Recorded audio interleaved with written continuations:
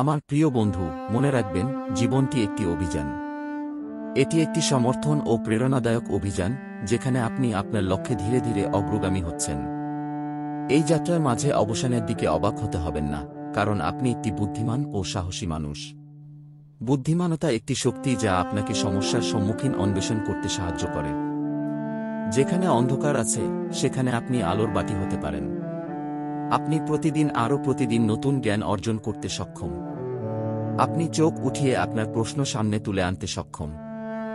এবং সবচেয়ে গুরুত্বপূর্ণ হিসেবে, আপনি প্রতিটি সমস্যা দেখার সাথে সাথে একটি সমাধানের দিকে মনোনিবেশ করতে সক্ষম। এই যাত্রার সাথে সাথে বেশিরভাগ মানুষের হারিয়ে যাওয়ার একটি কারণ হল, হারিয়ে গেলে তারা অবাক হয়ে থাকে এবং আত্মবিশ্বাস হারায়। তারা ভুলে যান যে বিজয়ের পথে অনেকবার পরাজয়ের দিকে মুখ ফিরিয়ে নেওয়ার দরকার নেই। একটি পরাজয় অনুভব করলে তা আপনাকে আরও পরিষ্কার দিকে নেতৃত্ব নেওয়ার সুযোগ দেয়। আপনি সমস্যা আরও সমাধান করার জন্য আগ্রহ প্রদর্শন করতে শিখেন। স্মরণ করবেন, বৃদ্ধি হওয়ার কোনো পথ সহজ নয়। প্রতিযোগিতামূলক বিশ্বে আপনি হারিয়ে যাওয়ার দুঃখে সম্মত হলেও আপনার প্রতিষ্ঠান সত্যিকার সফলতা অর্জন করতে পারে। এটি আপনাকে বুদ্ধিমত্তার সমৃদ্ধি প্রদান করে, যা আপনাকে পরবর্তী চলার জন্য প্রস্তুত করে।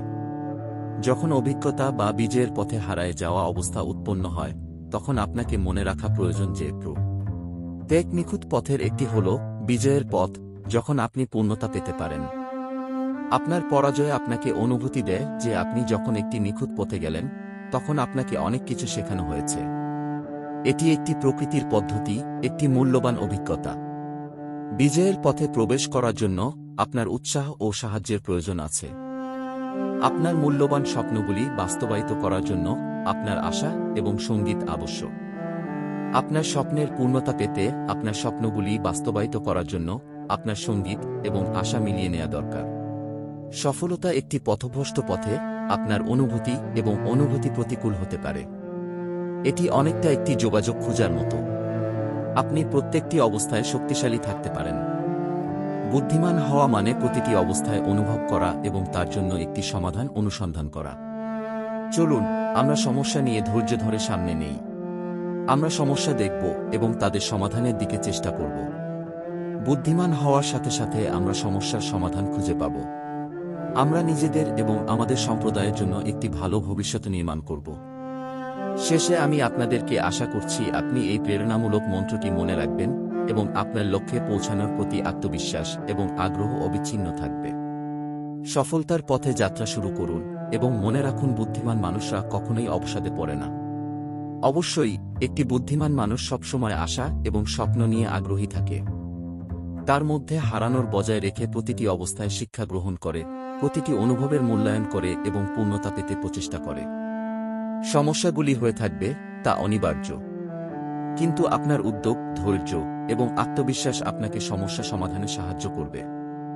সমস্যা অনুভব করলে আপনাকে আপনার সঙ্গীত এবং আশা প্রতিকূল করতে হবে না, বরং সমস্যাগুলির সমাধানের জন্য আপনার মনোনিবেশ করতে হবে। একটি বুদ্ধিমান মানুষ হল এমন একজন যিনি কোনোভাবেই নিত্যম উৎসাহ হারায় না।